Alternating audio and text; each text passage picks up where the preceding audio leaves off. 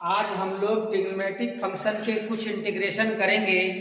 जैसे टाइप 1 में अगर ऐसा हो, टाइप 1 इस तरह से केस पाया जाए, a plus B sine square X, या दूसरा इस तरह से मिले dx by A plus B cos square X, या दोनों साइन कॉस अवेलेबल हो, dx by A sine square X, जरूरी नहीं है कि साइन ही होगा, कॉस स्क्वायर भी हो सकता है, B sine x cos x plus C cos square x, मतलब दोनों अवेलेबल होगा। ए और बी तो कांस्टेंट है। इन तीनों केस के लिए एक ही तरीका, N for numerator D for denominator, ये दोनों को मल्टीप्लाई कर दें, मल्टीप्लाई की साइन है बाई सेक स्क्वायर एक्स से, तो हमारा ये क्वेश्चन इजीली सोल्व हो जाएगा। कैसे? अगर मैं सेक स्क्वायर से करूंगा तो नोमिनेटर में तीनों में सेक स्क्वायर आ जाएगा, और ये करेंगे तो नीचे ये क्या हो जाएगा, या तो tan स्क्वायर आएगा या सेक स्क्वायर आएगा। तो सेक स्क्वायर को हम tan स्क्वायर में इजीली जा सकते हैं, तो जैसे जहां सेक स्क्वायर आएगा उसको हम कन्वर्ट कर लेंगे tan स्क्वायर x में, और tan x को लेट करेंगे तो tan x का डिफरेंशिएशन सेक स्क्वायर x होता है, जो इजीली हमारा नोमिनेटर में मिल जाएगा मल्टीप्लाई के बाद। तो हम आसानी से बाय सब्स्टिट्यूशन इसको सोल्व कर सकते हैं। ये एग्जांपल से और ज्यादा क्लियर होगा। जैसे मैं ये तीनों टाइप में से एक ही एग्जांपल लेता हूं, ये तीनों में से कोई भी आएगा तो यही तरीका होगा बनाने का, सेक स्क्वायर एक्स से मल्टीप्लाई, और फिर उसके बाद tan x को हम लेट करेंगे, यानी t मानेंगे तो सेक स्क्वायर ds dt बन जाएगा।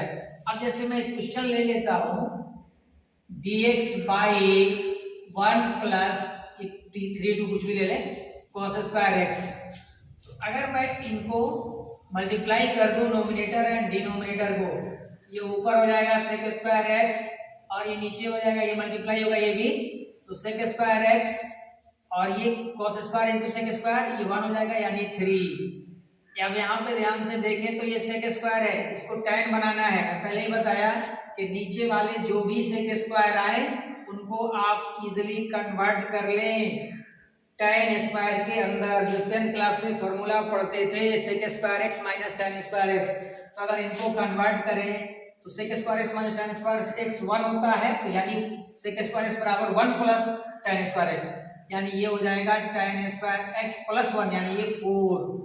अब यहाँ पे मैं लेट कर लेता हूँ tan x is equal to t, इनका डिफरेंशिएशन हो जाएगा सेक स्क्वायर एक्स dx बराबर dt। अब यहाँ पे ऊपर पुट कर दें तो dt बाई टी स्क्वायर, 4 का मतलब 2 स्क्वायर, ये स्पेशल यानी नो फॉर्मूला जो मैंने बताया था उसी के अंदर x square plus a square है, x square plus a square के अंदर tan इनवर्स आता है, यानी 1 बाई a मतलब 2, tan inverse x by a, x की जगह पे यहाँ t है, t बाई a मतलब 2। फिर हमने जो लेट किया था 1 बाई 2 tan इनवर्स t की जगह पे हमने tan x माना है, tan x by 2 plus c, ये इनवर्स से ये कैंसिल नहीं होगा, ये इनवर्स अगर ये 2 नहीं रहता तो कैंसिल हम कर सकते थे। ये एक टाइप हुआ। अब दूसरा मैं टाइप बताता हूं ट्रिगो के अंदर।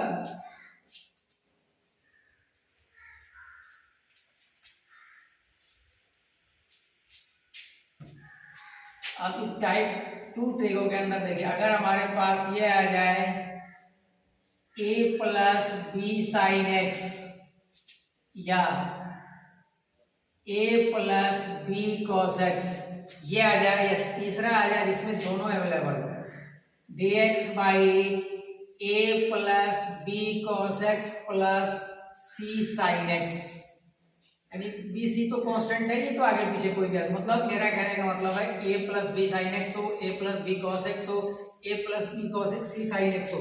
तो इस तरह के क्वेश्चन को हम लोग देखिए कैसे करते हैं। इनके लिए एक cos x और sin x, ये दोनों को हम लोग चेंज करते हैं tan, जैसे cos 2a और sin 2a का फॉर्मूला tan में होता है ना, sin 2a का फॉर्मूला होता है 2 tan a by 1 plus tan square x, और cos 2a का फॉर्मूला होता है 1 minus tan square x by 1 plus tan square x। तो अब यहाँ सिर्फ x है, तो अगर इसका फॉर्मूला लिखे तो 1 minus tan square x by two by 1 plus tan square x by to, ये cos का हो गया। इसी तरह से sin का 2 tan x बाई टू और 1 plus tan square x by two. तो अगर इस टर्म में हम लोग इसको ब्रेक करते हैं तो tan आएगा दोनों के साथ, या यहाँ दोनों अवेलेबल है तब भी, नहीं है तो भी, तो फिर ये एलसीएम होके ये ऊपर जाएगा तो 1 plus tan square x sec बन जाएगा, यानी सेक स्क्वायर x बन जाएगा। Sec square x by two बने, जो भी बने, तो फिर हम tan x को लेट करते हैं तो सेक स्क्वायर x आता है। उसी तरह से tan x बाई टू का डिफरेंशिएशन करेंगे तो sec square x by two तो आएगा, फिर 1 बाई टू साइड में आएगा, तो नंबर तो हम मैनेज कर सकते हैं। तो इसीलिए जब भी इस तरह के क्वेश्चन मिले a plus B sine X, A plus B cos X, A plus B cos X C sine X, तो इनको हम इस फॉर्म में चेंज कर ले। इस फॉर्म में चेंज करने के बाद ये खुद कन्वर्ट हो जाएगा, फिर वहां पे हम tan x बाई टू को लेट कर सकते हैं, तो फिर हमारा sec square x by two के टर्म में आ जाएगा, फिर इजिली हम सोल्व कर लेंगे। अब इस तरह के मैं एक क्वेश्चन आपको बताता हूं।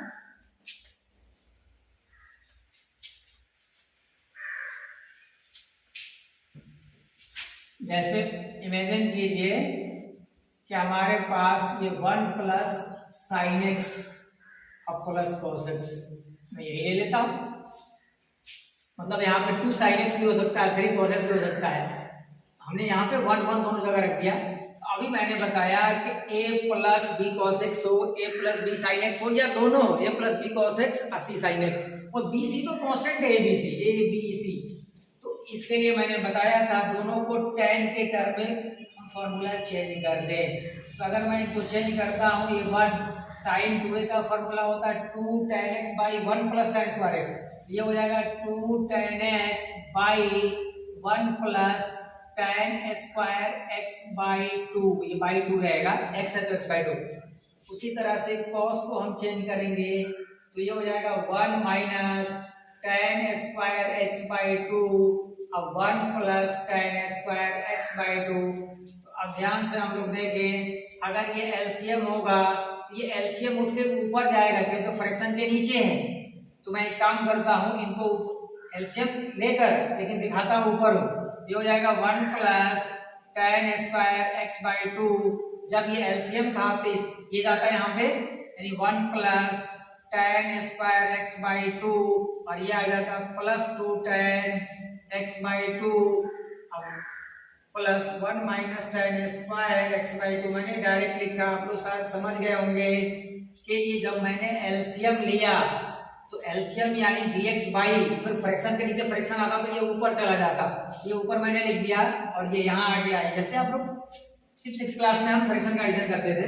अब देखिए यहाँ पे ये कैंसिल हो गया। अब यहाँ हम देखते हैं कि 1 plus tan square x by 2 होता है सेक स्क्वायर x बाई 2। इसको चेंज कर दिया मैंने फॉर्मूला के थ्रू। फिर ये हो गया 1 और 1 2, 1 एंड 1 ये 2 हो गया, 1 plus tan square x by 2, ये सही है, हाँ सही। तो ये 1 और 1 2 हो गया, अब प्लस 2 tan x बाई 2। अब यहाँ ध्यान से देखें, इसको एक स्टेप और लिख लेते हैं, 2 कॉमन ही कर लेते हैं। 1 by 2 sec square x by 2, ये हो गया 1 प्लस tan x बाई 2। अब यहाँ पे अगर मैं tan x बाई 2 मानता हूँ तो tan x बाई 2 का डिफरेंशिएशन हो जाएगा सेक स्क्वायर x बाई 2 और साथ में 1 बाई 2। तो ये 1 बाई 2 को अंदर ही दिखा दे तो और बेहतर रहेगा। तो अब tan x बाई 2 का तो होता है, एक काम करते हैं, मैं दोनों को एक साथ लेट कर लेता हूँ क्योंकि 1 का डिफरेंशिएशन तो 0 होता है। तो अगर मैं यहाँ लेट कर लूँ, let 1 plus tan x by 2 बराबर t, तो ये हो जाएगा 1 by 2 sec square x by 2 dx is equal to dt। अब यहाँ पुट कर दें तो 1 by 2 sec square x by 2 dx बराबर dt, और नीचे वाला टर्म हमने ये जो लेट किया था t, तो ये t हो गया। अब हम जानते हैं कि इनका log t होता है, log t plus c, log t की वैल्यू हमने क्या लेट किया है, 1 plus tan x by 2, tan x by 2 plus c, ये हमारा फाइनल आंसर हो गया। तो कभी भी इस तरह के क्वेश्चन मिले तो हम direct sin 2a cos 2a का जो फॉर्मूला होता है उसी फॉर्मूला से इसको ब्रेक कर दे उसके बाद tan x को मान लेंगे, tan x या tan x जो भी आया आपको सामने समझ में आ जाएगा, तो आसानी से ये सोल्व हो जाएगा। ये ट्रिगो का दूसरा टाइप था। एक टाइप मैं और लेता हूं,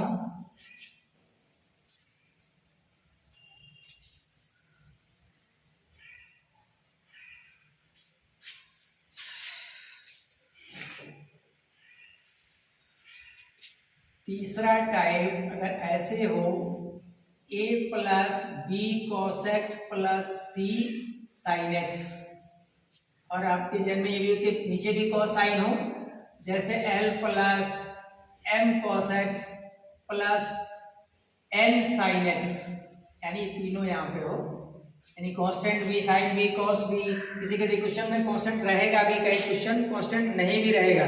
तो अगर ऐसा हो तो देखिए हम लोग क्या करते हैं, ये m cos x n sin x, तो हम नोमिनेटर जो हमारे पास पड़ा है a plus B cos x plus c sin x को हम लोग चेंज करते हैं, यानी नोमिनेटर वाला टर्म, देखिए साइन कॉस तो दोनों में है, तो नोमिनेटर वाले टर्म हमारे पास यानी किसी कांस्टेंट के साथ डिनोमिनेटर यानी नीचे वाला टर्म प्लस किसी कांस्टेंट के साथ डिफरेंशिएशन ऑफ डिनोमिनेटर का डिफरेंशिएशन प्लस कोई कांस्टेंट। अब आपके जहन में ये बातें आ रही होगी, फिर ए बी सी हम निकालेंगे कैसे। तो अगर मैं यहाँ डिनोमिनेटर रखता हूँ या डिनोमिनेटर का डिफरेंशिएशन रखता हूँ, तो दोनों साइड में ये कांस्टेंट साइन कॉस, फिर हम कंपेयर करके coefficient of sine, coefficient of cos and constant term करके ए बी सी फाइंड कर सकते हैं। जब वो फाइंड हो जाएगा तो ये वाला टर्म जब यहाँ पुट करेंगे लाकर, तो आसानी से जब ये बाई ये करेंगे तो वो सोल्व हो जाएगा। इसके लिए मैं एक एग्जांपल ले लेता हूँ जिससे आपको बेहतर से समझ में आएगा।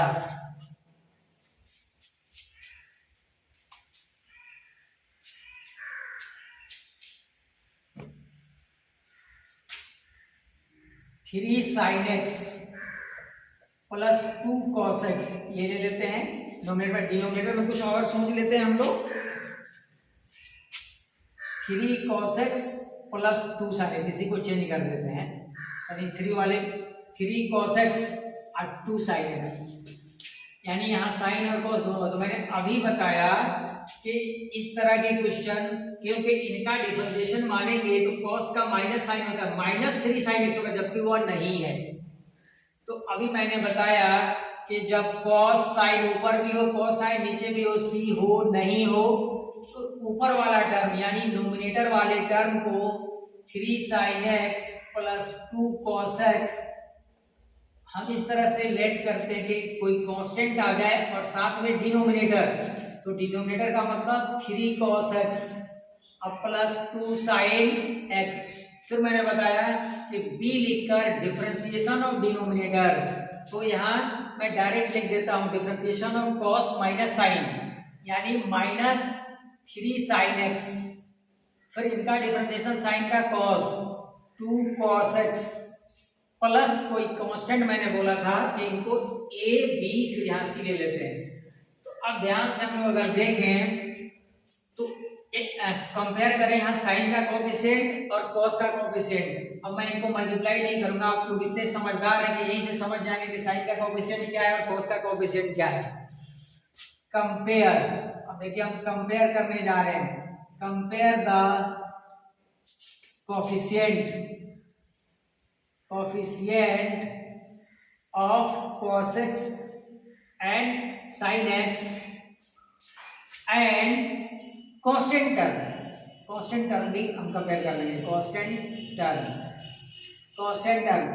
अब देखिए अगर यहाँ देखा जाए तो साइन का कोएफिशिएंट लेफ्ट साइड में 3 है और यहाँ राइट साइड में साइन का कोएफिशिएंट 2a, अभी के साथ 3b, 2a माइनस 3b, एक इक्वेशन ये निकला। अब फिर जब cos का हम कोएफिशिएंट कंपेयर करें तो 2, इधर cos के साथ 3a, फिर यहाँ साइन के साथ इसका कंपेयर करने जा रहे हैं हम cos के साथ, तो यहाँ हो गया 3a और फिर 2b। अब अगर मैं इनको सोल्व करके a और b निकालूं, 10th क्लास में लीनियर इक्वेशन सोल्व करते थे, तो अगर यहाँ पे मैं 2 से मल्टीप्लाई कर दूं, यहाँ 3 से मल्टीप्लाई कर दूं, तो अब देखिए यहाँ पे 2 3 10 6, 4a 6b, 3 2 10 6, 3 3 9a, और यहाँ पे हो गया 6, 3 2 10 6b। अब इन दोनों को ऐड कर लेते हैं, कैंसिल हो जाएगा, ये 12 और ये हो जाएगा हमारे पास 13a। a की वैल्यू हो गया 12/13। इसी तरह से अब b निकाल लें, तो b निकालने के